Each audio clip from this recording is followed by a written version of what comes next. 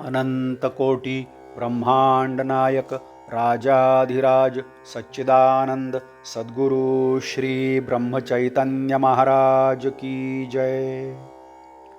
श्री राम समर्थ। 13 अगस्त। देह के भोग और आनंद। तुम्हें अपने हित के लिए दूसरे के काम आना जरूरी है। तुम्हें ऐसा नहीं कहना चाहिए कि परमात्मा ने ही उसे ऐसी स्थिति में रखा है, उसके खिलाफ कैसे जाएं। तुम परमात्मा के खिलाफ जा नहीं सकते, लेकिन अपने लाभ के लिए यानी अपनी देह बुद्धि कम होने के लिए दूसरे के काम आना जरूरी है। जैसे छोटे बच्चों को मिठाई आदि देने पर घर के मालिक के पास वह पहुंचती है, वैसे ही लोगों के काम आने पर वह परमात्मा को प्राप्त होती है। परमात्मा के द्वारा भेजे गए संकट, दुख, पीड़ाएं, इसमें हमें आनंद आना चाहिए। यदि मैं तुम्हें किसी बीमार आदमी की सेवा करने के लिए कहूं, तो वह काम तुम बड़ी प्रसन्नता से करो। सद्गुरु ने हमें यह काम करने के लिए कहा है, इसका तुम्हें आनंद होगा। फिर परमात्मा के द्वारा हमारे लिए निर्माण की गई पीड़ाएं, संकट, दुख, इनका तुम्हें आनंद क्यों नहीं होता?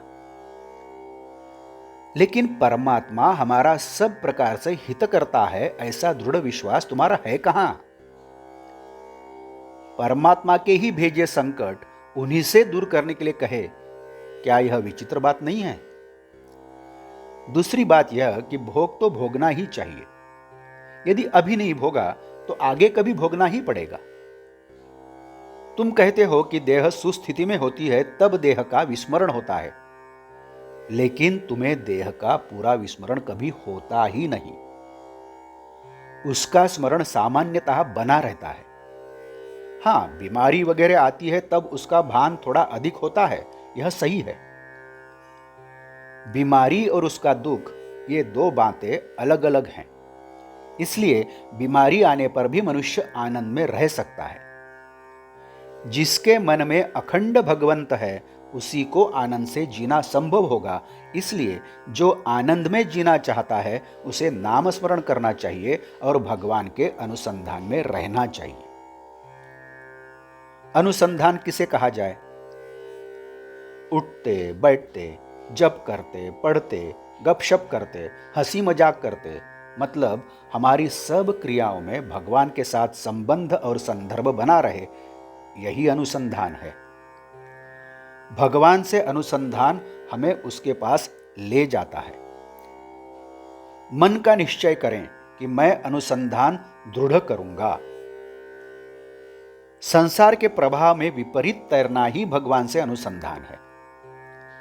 भगवान के होकर गृहस्थी करना सर्वश्रेष्ठ कला है। भक्त को यह कला अवगत होने पर भक्त भगवंत में लीन होता है और उसे संसार में आनंद ही दिखता है। आज का बोध वचन। देह के सुख दुख प्रारब्ध पर छोड़ दें और प्रयत्न और प्रेम से नाम स्मरण करें। जानकी जीवन स्मरण जय जय राम। नमस्कार। यदि आप इस चैनल को नए हैं तो कृपया सब्सक्राइब करिए। इस चैनल को आपने अभी तक सब्सक्राइब नहीं किया है तो आप भी सब्सक्राइब करिए। इस चैनल को लाइक करिए, शेयर करिए, कमेंट्स दें, बेल आइकन दबाना मत भूलिए। धन्यवाद।